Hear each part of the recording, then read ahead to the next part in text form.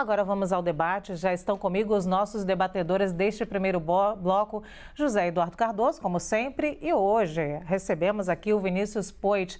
Poit, boa tarde, bem-vindo. As transações milionárias na conta do ex-presidente são consideradas suspeitas, na sua opinião? Boa tarde, Lu. Boa tarde, doutor Zé Eduardo, Aqui chamamos por Zé, aqui no nosso debate, com a sua permissão.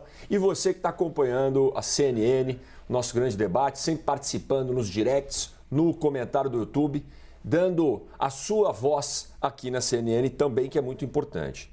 Lu, eu vou trazer aqui um pouco de histórico desse tipo de arrecadação. Presidente Lula, então preso na Polícia Federal de Curitiba, condenado por crimes e preso, foi estipulado pelo STJ uma multa de 3 milhões na época, isso em 2019, quando eles aventaram a possibilidade dele ter uma prisão relaxada, que fala, ele sair da prisão. E o presidente Lula teve uma vaquinha lá dos amigos do Lula para levantar o dinheiro para pagar essa multa. Na época, foi noticiado em todos os jornais. Dirceu, Zé Genuíno, Delúbio, na época do mensalão, os três presos, ligados ao mesmo partido do presidente Lula, também fizeram vaquinha. O Dirceu, na época, arrecadou quase R$1 milhão para pagar as multas referentes ao mensalão. O Zé Genuíno e o Delúbio arrecadaram R$1.700.000 para pagar as suas multas referentes ao mensalão. Estavam presos. Mais recente, então, ministro Haddad, diga-se de passagem, está fazendo um bom trabalho no Ministério da Economia, também fez vaquinha, aí não relativo a crime, lógico, mas fez vaquinha para pagar a dívida de campanha em 2016, que foram mais de R$7 milhões, e dívidas de campanha em 2018, mais de R$2 milhões.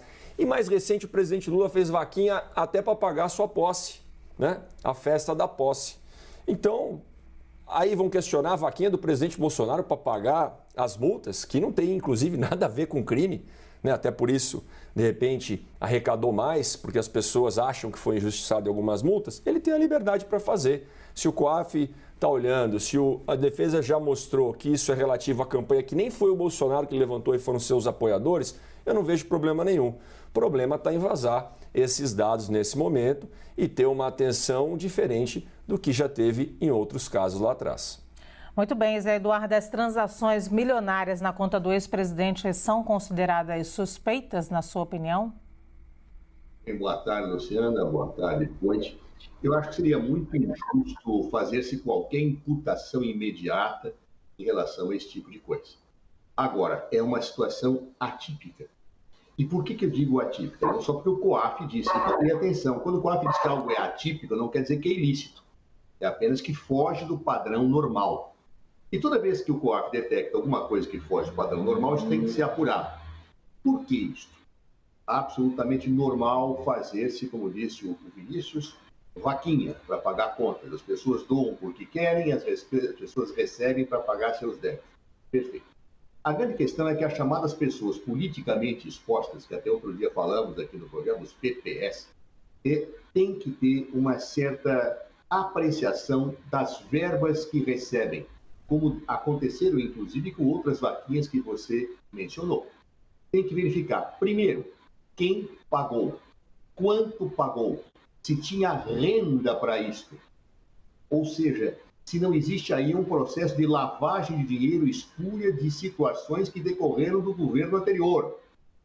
E aí, quando se fala que empresas doaram, quem são as empresas? Mantinham contratos com o poder público? Quem são as pessoas? Claro que isso é visto ordinariamente pelo COAF, porque se uma pessoa doa e não tem renda para isso, alguém passou o dinheiro para ela. E por que passou o dinheiro para ela fazer a doação? Estas são as questões que devem ser suscitadas em qualquer vaquinha feita por pessoas politicamente expostas. Não é porque é Jair Bolsonaro, que é Lula, qualquer pessoa. Todos têm que passar por esse pente fino. O que me chama a atenção é o valor. R$17 milhões é muita grana. Pode ser fruto de um engajamento de militância? Pode. Não estou falando que não seja. Porém, há que se verificar isso. Que empresas doaram? Pessoas jurídicas? Que pessoas jurídicas? São pessoas jurídicas que mantêm relações com o governo? Bom, aí começa o problema. Não é? O Vinícius mencionou Lula esteve preso, foi anulado o seu processo, etc. Mas lembra da acusação? É que ele teria recebido pós-governo benefício de empresa na reforma do seu sítio lá em Atibaia. Ou seja, esse tipo de situação tem que ser analisada, apurada, checada e fiscalizada. Neste caso, o montante chega a ser até assustador, mas, repito, pode ser fruto de um engajamento de militância. Mas se houver alguma situação que possa sugerir indício de lavagem de dinheiro, a situação não vai ficar tão tranquila como parece. Mas um outro dado importante.